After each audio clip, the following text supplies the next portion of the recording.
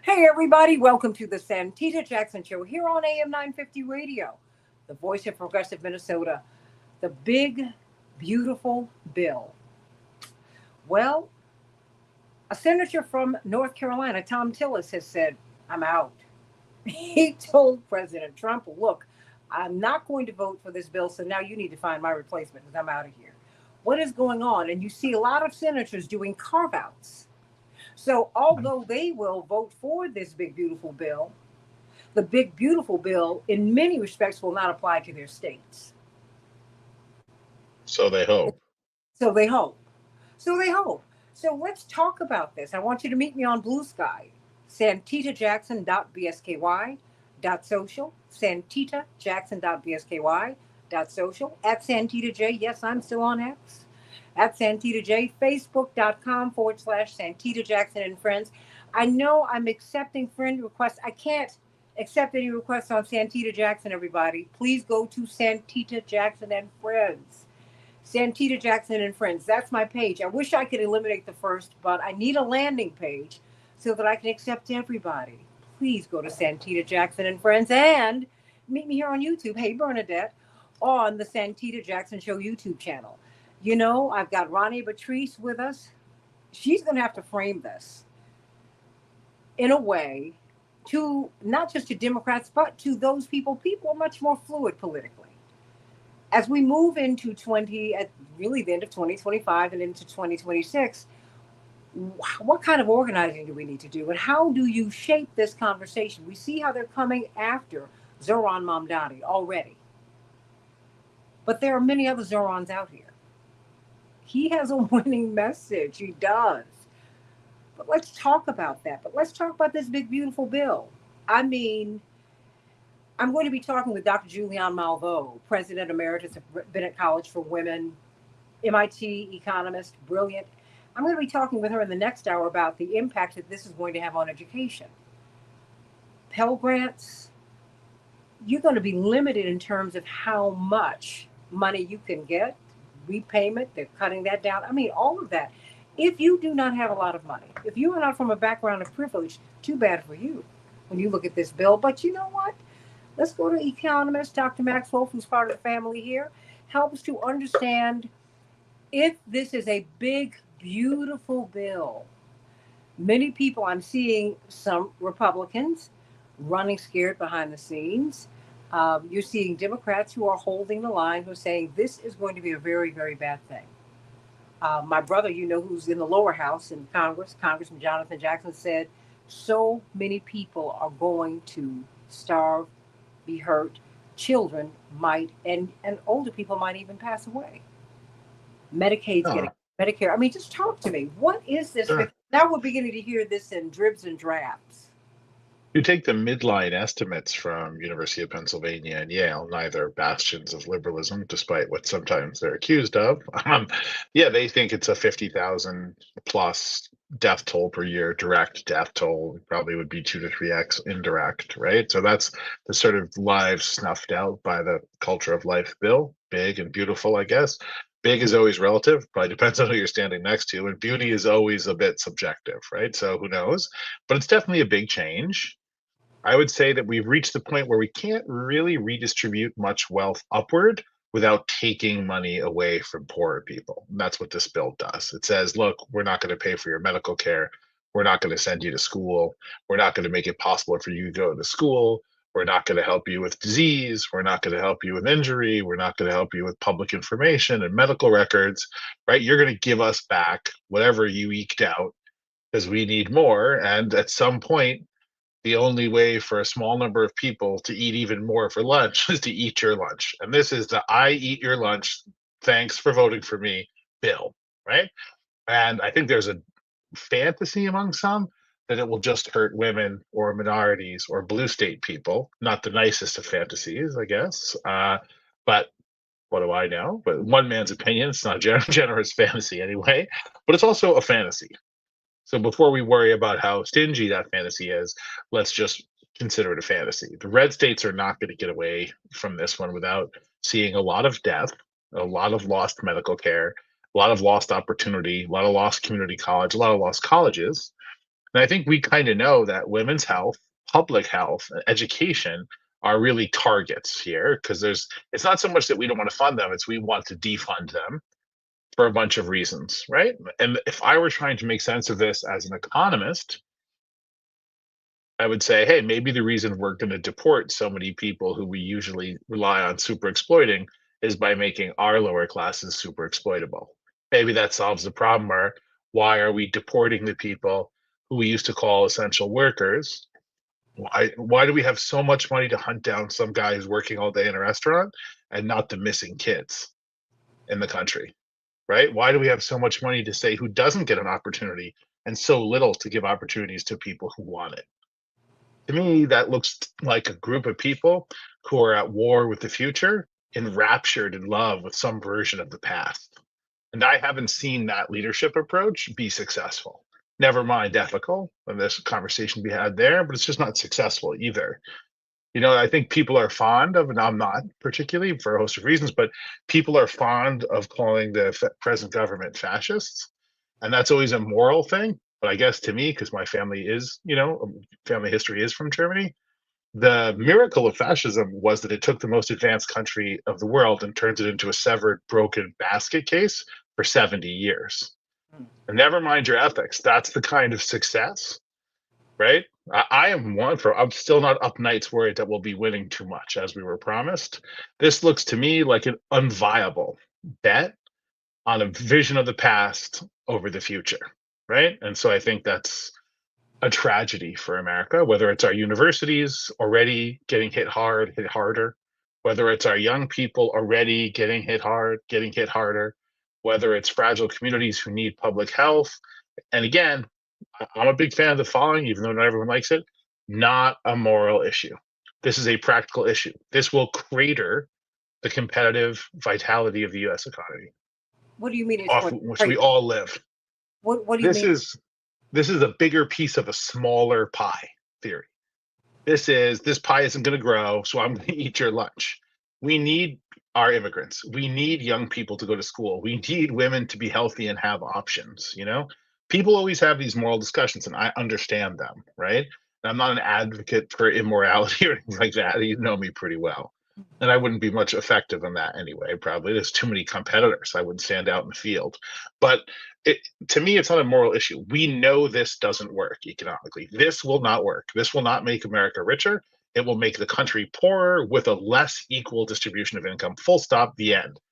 Economists don't agree on tons of stuff, and we don't know a tons of stuff, but we know this, right? We know that if you want to grow your economy, you invest a lot in prime reproductive age females. It's the best way to grow your economy, right? Not because it's right, maybe it is, but just because it works.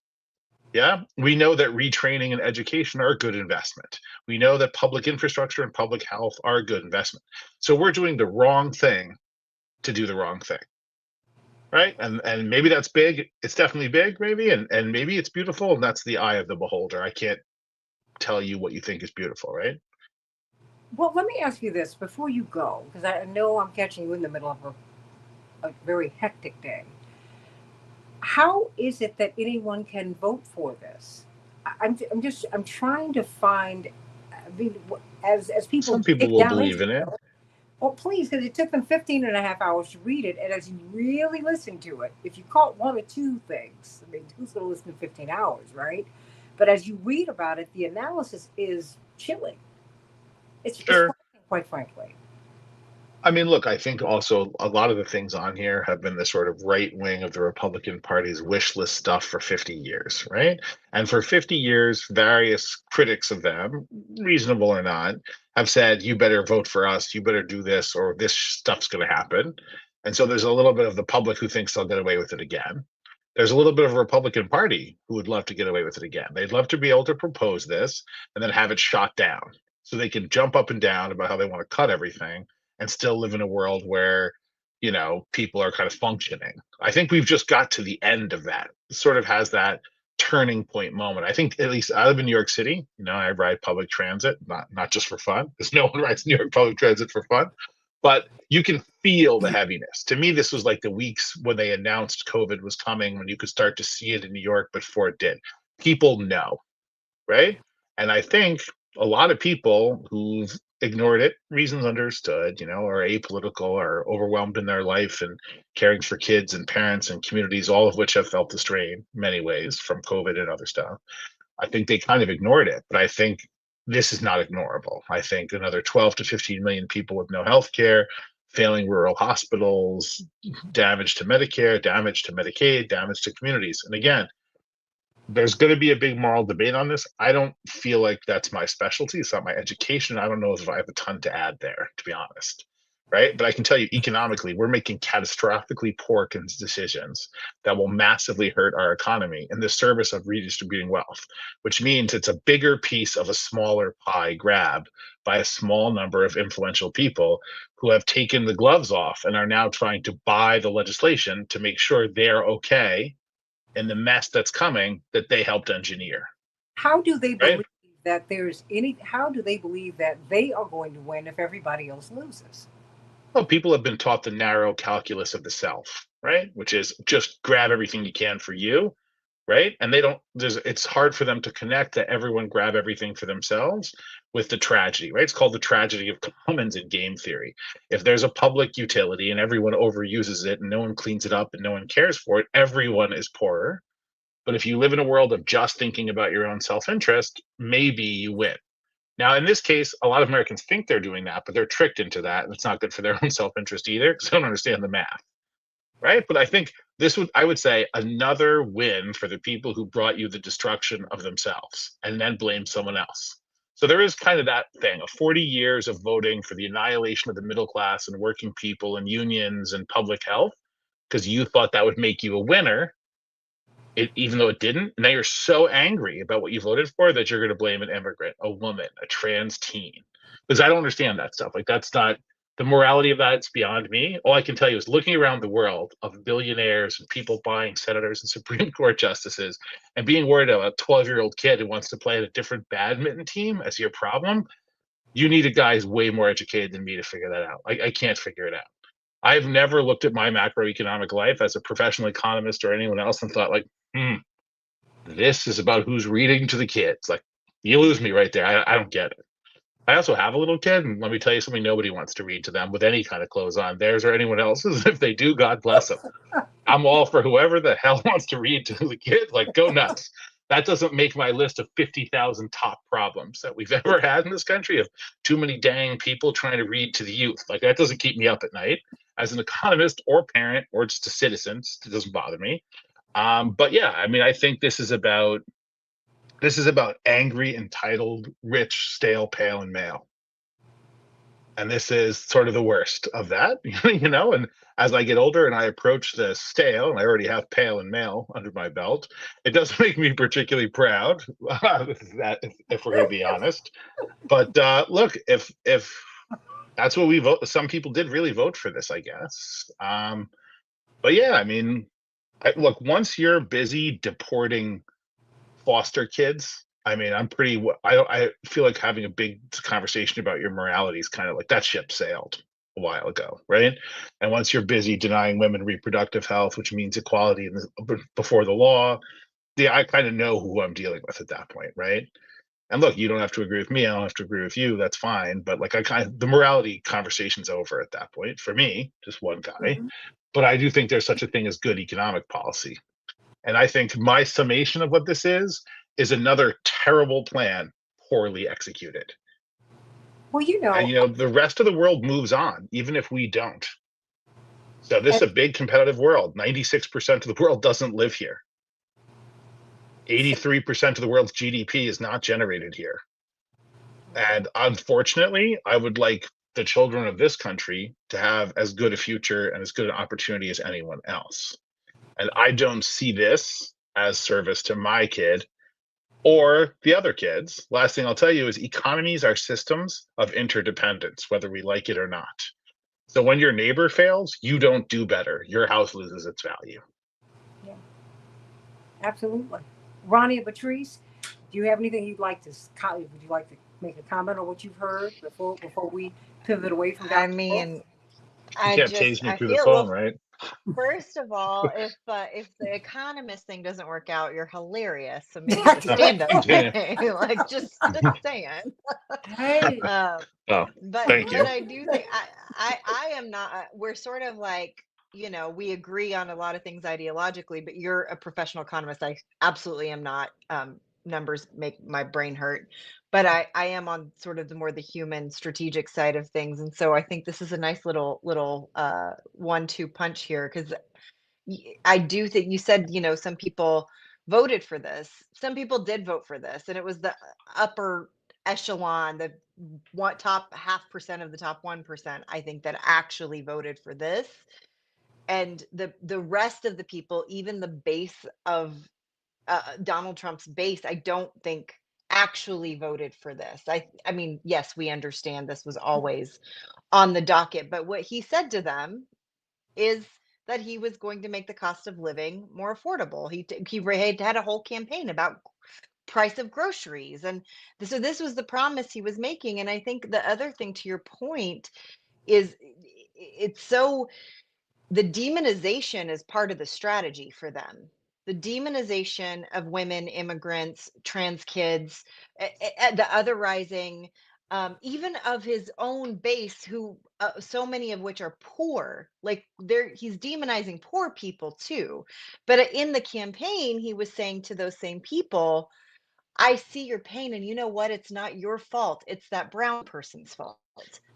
It's that, you know what I mean? It's DEI's fault. It's affirmative action's fault. It's all these other things, not the fact that we are redistributing wealth that's already been redistributed to the top 1%. Again, even more so, the top half of the top 1%. It rather than actually taking care of people in our own communities, and which there's so many other things we could talk about. The number of things that we can't afford, whether it's reparations, addressing climate change, education, et cetera, et cetera. All these things we can't afford, but we can afford to give ultra wealthy people more money. And the disconnect and people voting against their own best interests. And Santita, you and I have had this conversation. We've had this conversation so many times. I'm not the person who gets angry at the person who voted for Donald Trump and says they're stupid and all of the things, because I do think it's a point of privilege to be able to pay attention all day every day to exactly what's happening, and the lies that are being told, and the games that are being played, and the media's complicit, all of these different things.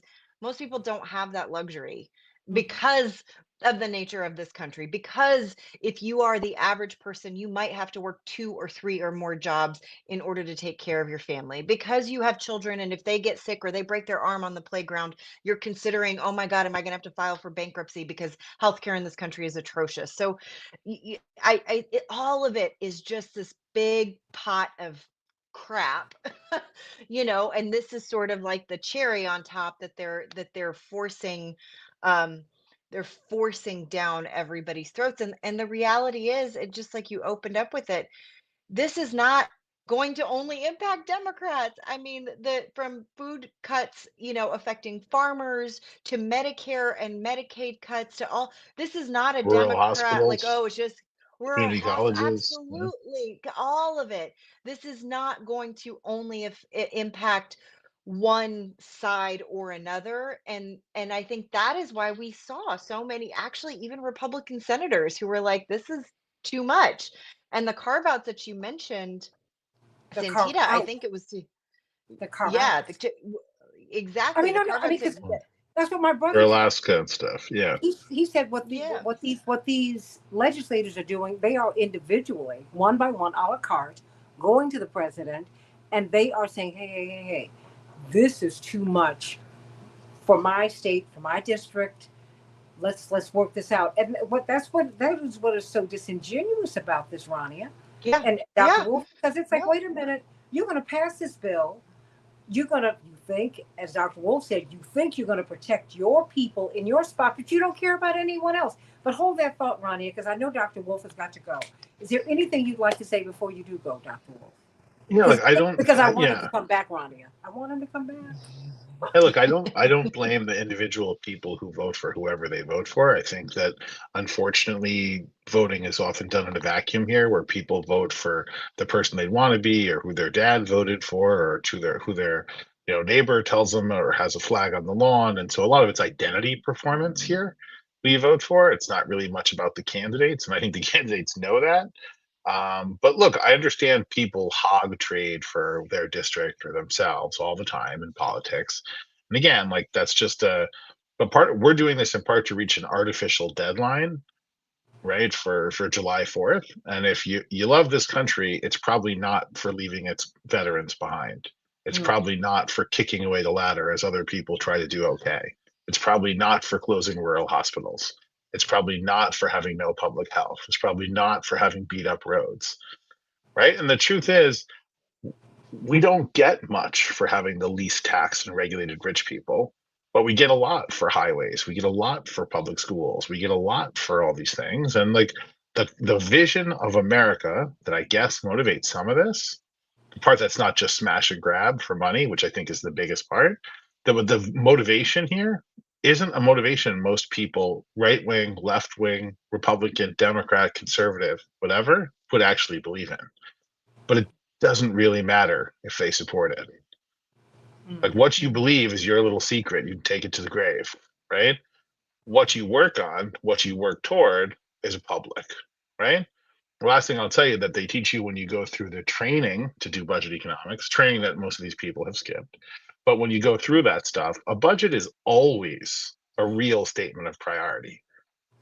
And our real statement of priority is the wealthiest, least taxed people in the world need a tax break more than we need upward mobility and more than we need a balanced budget. And for all those people out there fired because we needed a balanced budget or denied an opportunity because we didn't need DEI because it had to just be a meritocracy, but now you can't afford it to get in the game, it's got to really hurt. It's got to really hurt those people.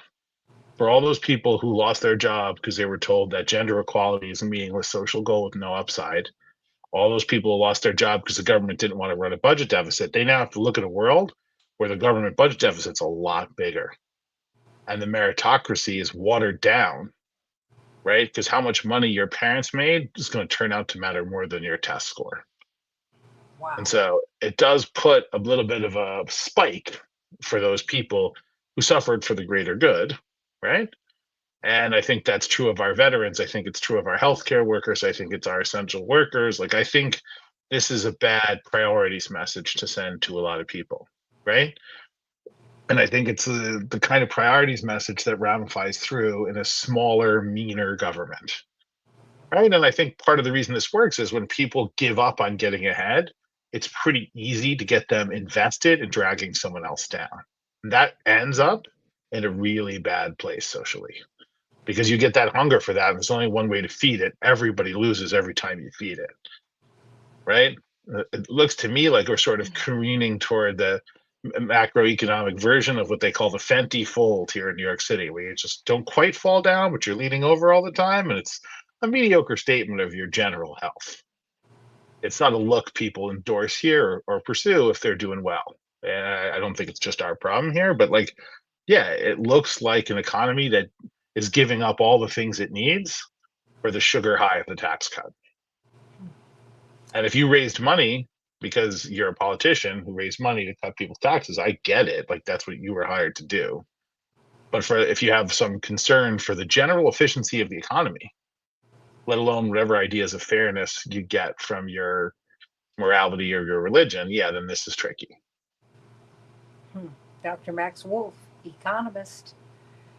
And you broke it down for us, and I just thank you so much. And I cannot wait to have you back because Semi-professional tanner, also. I don't know if you can see that if you're on the radio. Yeah, love it. I said semi. Okay. It was a pleasure to meet you, and hope to talk Good to you to again meet soon. you, And Matt. always a pleasure, madam. Thank you, Miss Oh, Jackson. I my will tell love. for you. Happy almost birthday too. Happy almost birthday to my twin, his daughter. Yes, His she's daughter and I were excited. born same day, almost literally in the same hour, almost literally Yeah. minutes apart. Yeah. Can't make it. I told you you'll never be able to get rid of me. What did I tell you? Yes. I'm not looking to. Not looking to. Thank you for your time and for your insight today. It was a pleasure learning from you and sharing the stage. Thanks, both of you.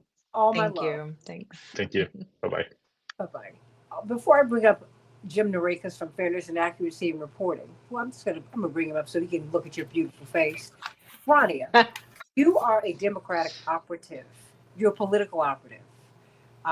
You're watching and you're involved in what's happening with Quran, you know I want to call him Quran, but it's Zoran Mamdani in New York. But there are Zoran Mamdanis. I mean, that's what we have. That's what we have with Brandon Johnson in Chicago, right? Um, because they are real progressives. Um, and I'm looking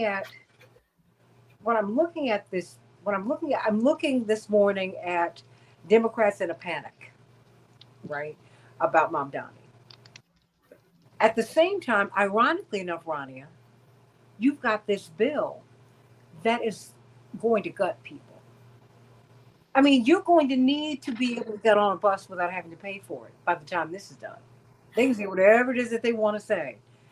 I mean, and what are people going to do when their Medicare and Medicaid is cut? There's someone who I'm trying to get on the show in the morning.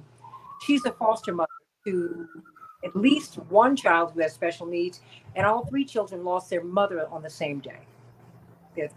She didn't want to separate the kids, right? And the children. And so because she has raised three children to maturity very successfully, she said, okay, first thing she did was get them into therapy. And she did not wait for the state to pay for it. She said, no, no, no, no, no, no, no. They had already come out of trauma. I've got to do that. And when I see the fight that she has, I said, well, wait a minute. The fight that you're about to have is going to be mind boggling because these kids are going to be they are on Medicaid because they're foster children. I mean, that's just one element of it, Rania. And I've got Democrats, the Democratic establishment, telling me that Mamdani, this is the impossible dream. This is a pipe dream. He's Don Quixote. I'm like, are you kidding me? Do you see what's about to happen here? Rania. I mean, how do you and so how does Zoran run? And I mean how I mean they put David Hogg out. I realized that David Hogg there were some issues that people had, but the optics on it were not good.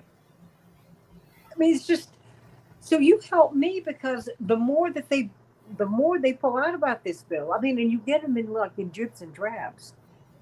It is frightening, Rania, what is coming down the pike for us.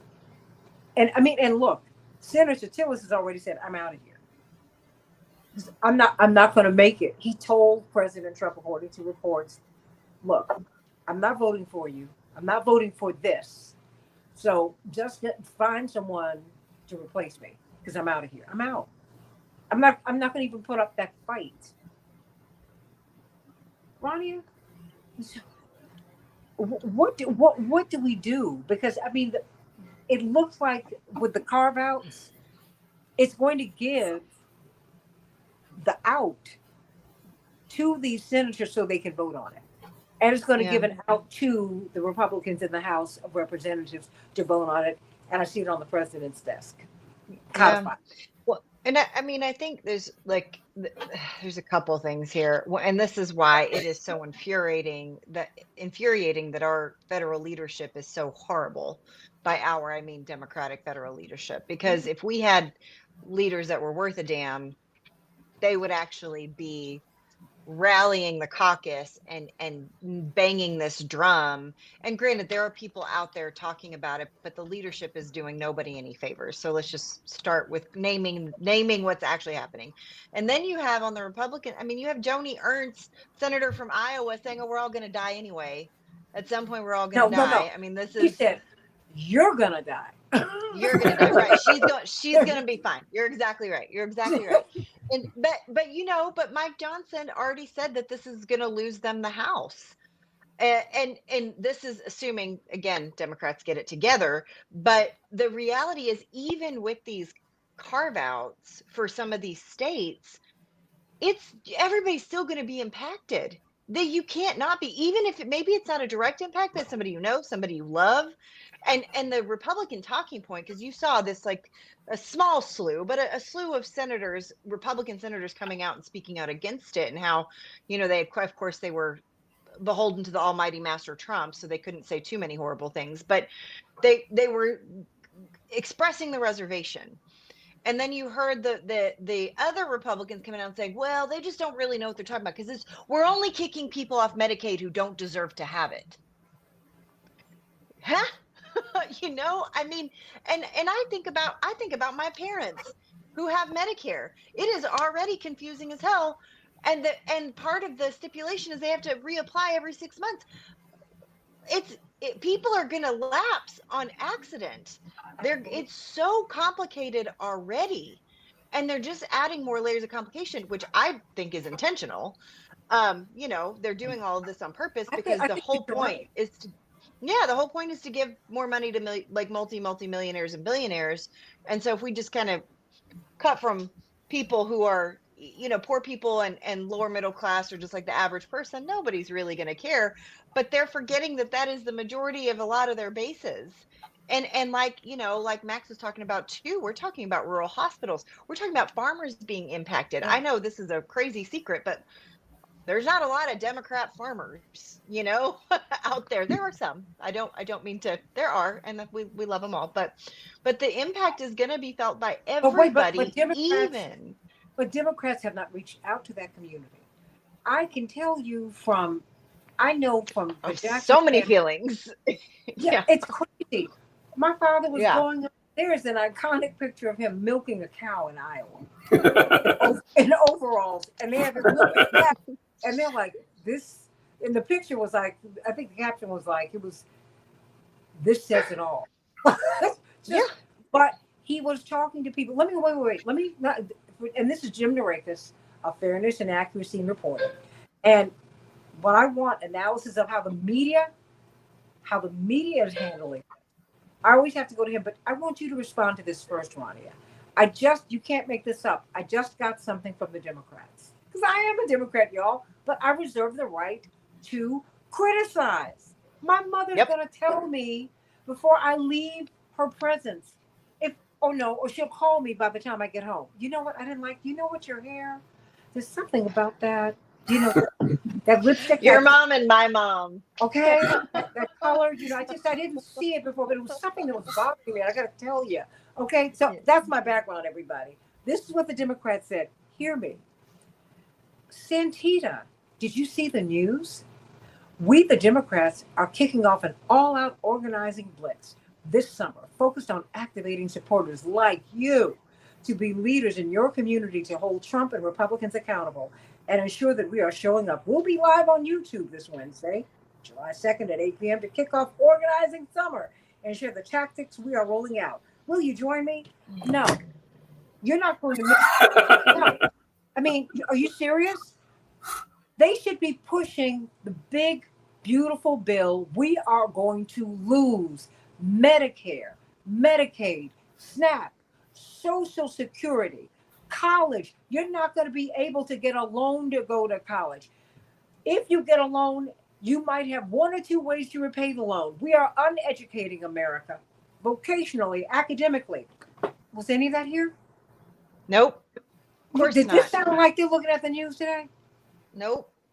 No, because somebody pre-scheduled that, and rather than go, wait a minute, what's happening today? Let me rub two brain cells together and go, maybe this is not the right message. They pre-scheduled and they just let it go because they're not connected to humanity in real life. It's so infuriating. And to your previous about rural communities, much less the story I always tell, Barack Obama won Iowa and Wisconsin and other rural states twice in a row. And then we lost it one cycle and Democrats went, oh, they're not our people. They do this every time. Every time we concede ground. And I say this, I'm like you, I'm a lifelong Democrat and I absolutely reserve the right to criticize. I'm pulling in my, my James Baldwin energy, it is so infuriating because this is the and I don't believe it was always this way. It's just gotten worse cycle after cycle, where Yeah. we, we just concede all this ground, and we go, oh, they're not our people, and No, because then you're so disconnected from reality and humanity that you send a message like that. Ronnie, it's the DLC. It's a corporatized. It's two wings of the same bird. And more and more people know it. When I look at the young people, I've got nieces and nephews who just came out of college. They're in their early 20s. They're not even in their mid 20s yet. They are looking at us like we are crazy because they feel like you are so out of touch. Let me, Jim Narekas, Fairness and Accuracy in Reporting. Ronnie Patrice, Palestinian American activist. She's a Democratic operative. And she's been working on campaigns all over the country. She's the person. She's one of the people. Me, Ariel Gold, Jim Zogby, and a few others. When we go to these Democrat events, we are relegated to the corner because we keep saying things that everybody thinks that, they don't want us, but that's okay. They want our votes and they want us to help them when they're in a jam. Yeah. But part of this is, and Ronnie and I have talked about this offline, is messaging. Because the media, the way they report this, I mean, I've got Jeff Bezos' wedding where they dressed in pajamas at the after party and they're having phone parties. I mean, they don't even want them in Venice where they had the wedding. Because people are struggling everywhere. And there is they're spending more time on that than they are on analyzing this. No one's even talking about the fact that for 15 and a half hours, they read this on the floor of the U.S. Senate. They said, no, you all need to hear it. I know you're not going to listen, but maybe you'll switch on the C-SPAN and listen to some of it. And the bill is so, I'm going to say it, everybody, it's horrible. So many people, men, women, people of all ages down to newborns and those who are not yet born are going to suffer tremendously if they live through it. We just had Dr. Max Wolf on who said we're going to have an excess of 50,000 deaths. That might not sound like a lot to you, but that's 1,000 people a state. That sounds like a lot of people to me. Yeah. The bill is cutting $1 trillion from Medicaid and CHIPS, the Child Health Insurance Program. The undeserving kids, I guess, are going to be losing health care. The problem with the way that Congress is covered in general in corporate media is that it's primarily a story about how bills impact politicians. That's the primary framing. Is here's this bill. What's it going to do to these Congress people, these senators? What's the impact on them and their careers? It's not primarily on how is this bill going to affect the public, our audience, the people that we're talking to. How's it going to affect you? This bill does a lot of things, a lot of terrible things. The cuts to healthcare are perhaps the worst of it. And when you're talking about what is the impact on people, you should lead with the cost in human lives. That is the most salient feature of this bill, is that it's going to kill 50,000 people a year. And that should be upfront in the story. It shouldn't be like, there was horse trading in Congress and the senator from Alaska got some concessions, and so she might vote for the bill. But Jim, no. That's not important. The important thing is this is going to kill 50,000 people. But explain to me why I don't have an economist like Max Wolf. Max went to Yale. If you want, he's a professor. He's also someone who is highly regarded on Wall Street. He is someone who has all the bona fides you need. And I see him. If I want, I can. Sorry. Take your time. It's okay. But drink something up. Drink up some water. But because I'll stretch it. But my thing, no. I'm just saying, if you wanted, if his credentials are impeccable, but the politics of this, Ronnie, and Jim, is that I'm going to see him on Al Jazeera, I'm gonna see him on the BBC. I'm going to see him all over the world, but not here. Right. Someone who's going to lead. He's not going to bury that lead. He's going to say, "Wait a minute. Yeah. He started with us, did he not, Rania?" Yeah. He said, "First things first." The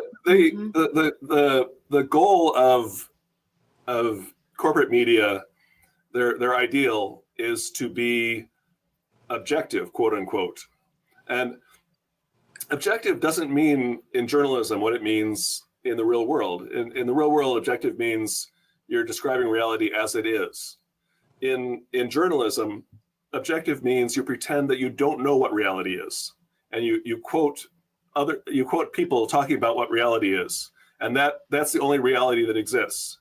And when you're talking about a bill, it's very easy to seem objective in the journalistic sense if you quote what the leader of the Democratic Party says about it, you quote what the leader of the Republican Party says about it. You've done your job. You've presented both sides, and you leave out, because if you had the reality that stripping $1 trillion worth of healthcare from people is going to kill people, that would seem biased. You would seem like you were making the bill seem like a bad thing because it's going to kill people. And then from the New York Times point of view, from the Washington Post point of view, they would be bad journalists because they are saying that this bill is bad because killing people is bad. So better to leave out the fact that it's going to kill people, and then you've done your job and you have appeared to be a balanced news outlet. That is but Jim, the stakes are so high. Yes, the higher the stakes are, the more you have to conceal them.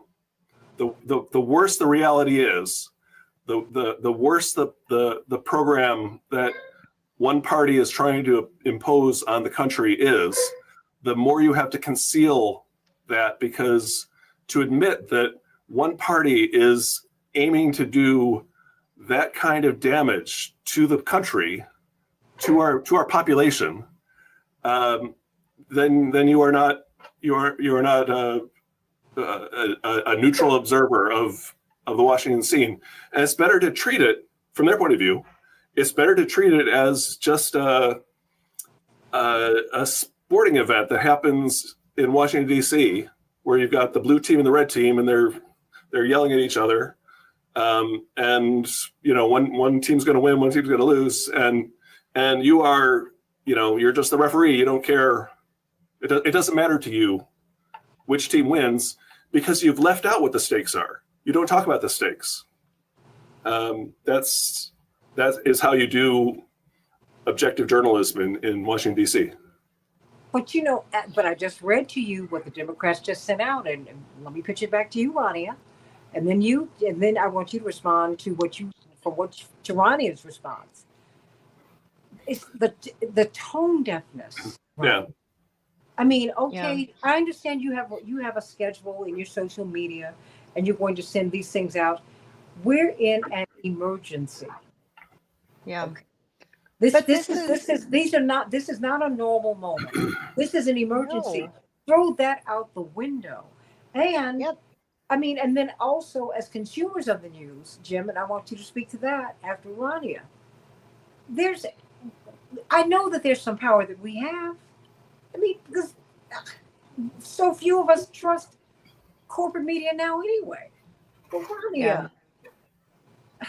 Yeah, and unfortunately, I'm going to have to drop after this comment. But I think that, I mean, you've just hit the nail on the head. And I will draw this to something we actually talked about yesterday, to young people. Young people, as we've talked about so many times, they are beholden to nobody. It's part of why I love them. It's part of why I want to shake them sometimes. But I love young people. But that's just the reality. And it's so important. It's so like moral compass due north. These kinds of old, like 1997 tactics used to be they used to work. And unfortunately, we have a bunch of people making decisions. Still, I say this as a consultant. I like to, as you know, Santita, I like to consider myself outside of, we're Misfit Island extraordinaires, Santita and I. But We are. But the reality is they're operating from this old playbook that is stale, that is not impactful, that is not effective, and it is based in nothing no humanity in it. And what you just got, Santita, is the perfect example. The planet is on fire. People are afraid. People are suffering and struggling, and that's what they're sending out.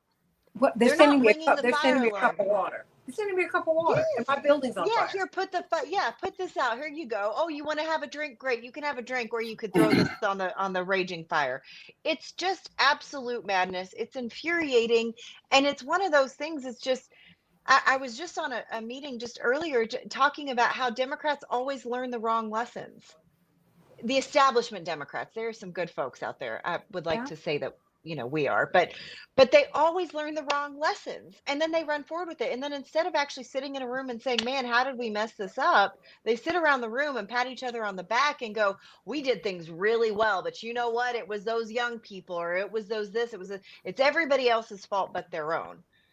And I think you could probably, you could say that about the media too. I don't want to step on your part, Jim, but yeah. That's why you're both here. I love you, my dear sister. Jim, it's so great to meet you, and I'm going to have to Good to meet hop, you. but good luck to all of us. Let's keep fighting. I love you. Ronnie Patrice, everybody. Jim Narekas, we've got like a 5-alarm fire, and someone is passing me a drop of water. And I'm supposed to be able to turn on the news. That's the Constitution protects this class. It's the only profession that is protected in our Constitution. Well, perhaps we can go back there. Why? Why did they feel the need? They didn't protect doctors, lawyers, anybody. They protected the press. Why? The idea was that by guaranteeing freedom in the press, you are guaranteeing an institution that can protect all the other freedoms. You have a free press, and the intention is that the free press will speak out when other freedoms are threatened. And unfortunately, they very often fall down in that job. For example, the press seems quite hostile to protesters who are using the freedom of assembly, which I think is right next to, if I remember the wording, right next to freedom of the press in the Constitution. And yet, freedom of assembly is not something that the people who have freedom of the press are particularly interested in standing up for. I think in general, people in establishment media see protesters as akin to spectators at a sporting event who rush onto the field during the game. They're people who should be staying in their seats, and instead they're trying to participate, and that is illegitimate from the point of view of people like the New York Times and the Washington Post. Where do you see this? Well, let me just ask you this. Given the story that the information that we need to get, what would you advise people to do? Because the fact is, I can't blame people. I agree with Ronnie and Patrice. People they're working more than one job. Yeah. They're trying to figure it out. The challenge for me, though, is that many of them are being misinformed, but then their checks are going to get lighter. They're going to be forced to move. Their children will not be able to go to school. And on and on and on and on it goes. I mean, but I think that the people have tremendous power, although it feels like, it's not even feels like, clearly the corporate media are serving their corporate masters. That is what they're doing. Right. What should we be doing? Well, I think that you do need to be looking for media that serves you and not serves the commercial interests that are sponsoring it. When you're looking for a place to get your daily news, you should be looking for a place that when they talk about something like the budget bill, they're talking about the impact that it's going to have on people, not the impact that it's going to have on politicians. You want to have a source of information that you can rely on that centers the public as the people that you should be most concerned about. You should, it's probably not going to be media that follow this model of on the one hand, on the other hand, which is considered the gold standard of journalism in establishment circles, because that model is not going to give you the information you need to make an informed decision about whether this bill is going to be good for you or not. As we're looking, because as we are looking at this bill and its passage, what should we be telling the media to focus on? Because, they comb social media, but they also respond to the public when the public are outraged enough. I can give you this quick example. I remember when James Brown died. Now, James Brown is iconic, okay? But maybe he wasn't iconic like Frank Sinatra was, until you went to 125th Street and saw that you could not get down Lenox Avenue from the north and the south because it was that crowded. They went from their C team reporters to their B to their A by the end of the day. Because they didn't realize that he had clogged up the internet. This was the biggest story, and they had to carry his funeral live on TV because this is James Brown, the Godfather of Soul. Pavarotti sang with him. It's a Man's World at one of his famous concerts, and so I'm just wondering what kind of moment is going to push the media to meet this moment.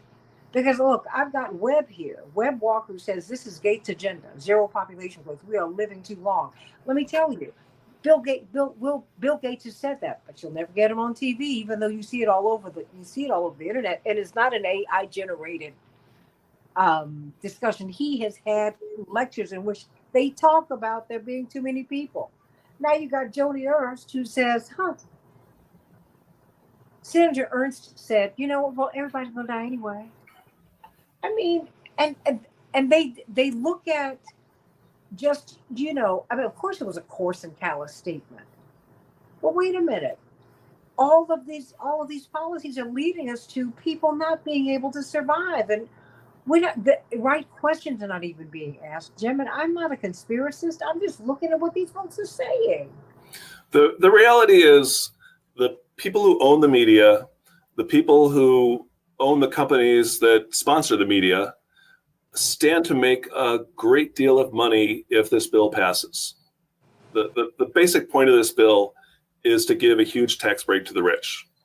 The cuts in Medicaid are designed to facilitate the tax breaks for the rich.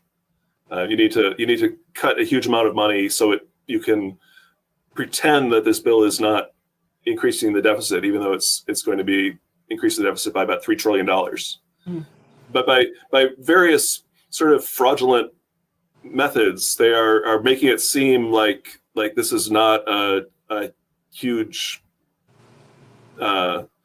boost to the deficit, to the debt, and the $1 trillion that they're cutting from Medicaid and children's health are part of the effort to make it seem like, because if they couldn't pretend that this bill was not increasing the deficit, they wouldn't be able to pass it with 51 votes. They would need 60 votes to pass it. So that this the cuts, the draconian cuts to children's health, to health for the poor and for the elderly, are necessary in order to make the tax cut for the wealthy happen. I think that is not a conspiracy theory. I think it's just basic interest politics. And the media, whether they have are aligned culturally with MAGA or whether they're aligned culturally with the Democratic Party, they are all owned by very wealthy people, all of whom will benefit from a tax cut for the wealthy. And that's why there's not the alarm. The Democrats are going to vote against this bill, but they are not alarmed about this bill because this Democratic establishment is aligned with the interests of their donors. And their donors are people who are going to benefit from getting a big tax break. That's why you see, you get much more of a sense of alarm from the victory of Zoran Mamdani than the imminent passage of the reconciliation bill. And that's because, and I'm talking about from Democratic aligned media, like the New York Times, like the Atlantic, they are very alarmed by Mamdani. Absolutely. Because he is someone who, he does not believe that a billionaire is a billion times more important than someone who is broke.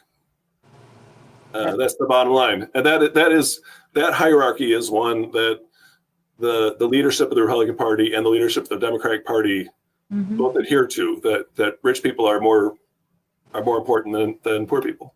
Because to put a button on this discussion, both parties is two wings of the same bird. They feel the same way. They just have different cultural appeals. And at this time, it's a binary system. Whatever it is, you need to stand up for people, everybody. Yeah. You need to demand more of your media. The last minute belongs to you, Jim. Well, I think that the Mamdani campaign is one of the most exciting political developments that I've seen in my lifetime. And at a time when the Democratic Party is deeply unpopular, has lost all, it's lost the White House, it's lost the Senate, it's lost the House of Representatives, it is out of power in the courts, and given how deeply unpopular they are, their prospects of taking these things back seem very dire. And you have a politician who comes forward with a campaign built around affordability, and he's able to mobilize thousands and thousands of young people to enthusiastically come out and get out the vote for him and defeat an establishment politician like Andrew Cuomo. This should be something that the Democratic Party should be like, wow, look at this guy. This should be like an exciting thing that here's a guy who young people are really excited about voting for.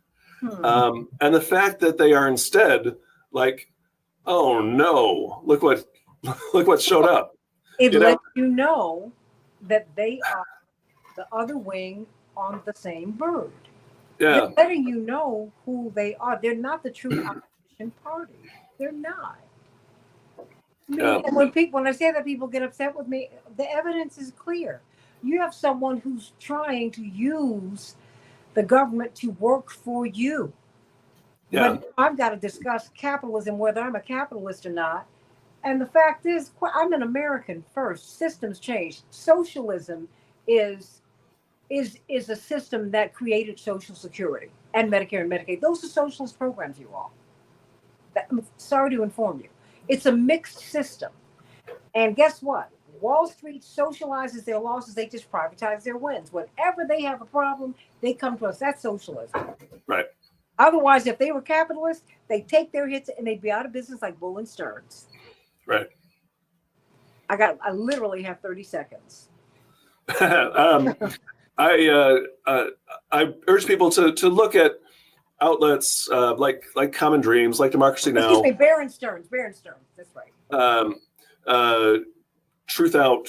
There are people who are looking at the news from the point of view of how this is going to affect people, and those are places that you should look for guidance on what's going on with the reconciliation bill and what's going on with politics in general, because you are not going to get the information that you need from the establishment outlets that are funded by the same people who are funding both parties.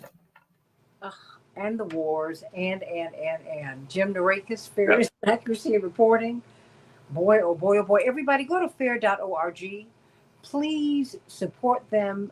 And I'm telling you, between Jim Narakis and Janine Jackson and their team, some of the best in-depth interviews and analysis that exist, you're going to find on that site.